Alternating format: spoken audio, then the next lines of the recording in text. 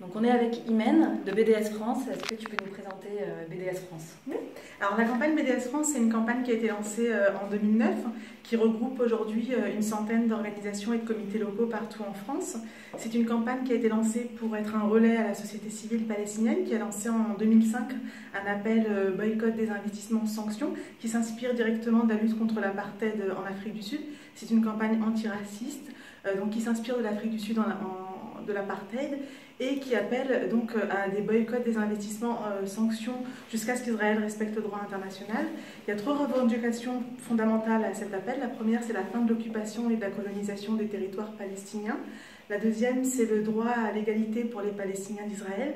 Et la troisième, c'est le droit au retour des réfugiés palestiniens, qui est un droit inaliénable reconnu par les Nations Unies, les résolutions des Nations Unies. Voilà, donc nous, on mène cette campagne un peu partout en France aujourd'hui et on relaye l'appel palestinien, donc en lien avec la société civile palestinienne.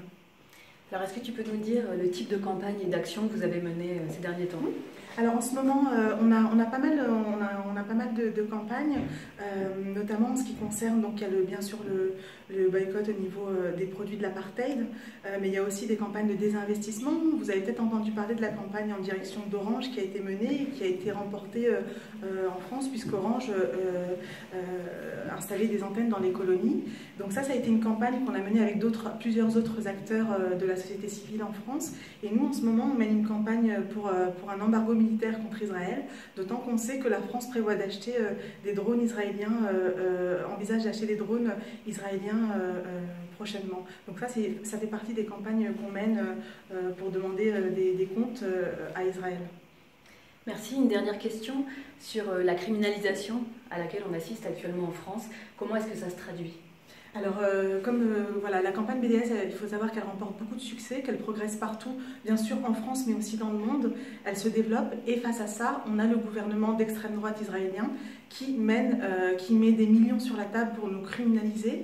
Et donc, ça se traduit bien sûr par des procès en France, des procès qui existent pour nous depuis 2009, depuis le lancement de la campagne en France, il faut le savoir. On sait que c'est des procès aujourd'hui qui ont été soutenus par des personnalités politiques, donc il y a vraiment une instrumentalisation de la justice aujourd'hui qui est réelle, et ça se traduit par des procès. Et donc nous, on invite toutes les personnes attachées à la liberté d'expression, attachées aux droits de l'homme, à nous soutenir, lors des procès notamment, à faire des motions, des déclarations, là où on est, là où on peut, de soutien à la campagne BDS, parce qu'on va continuer ensemble à développer cette campagne.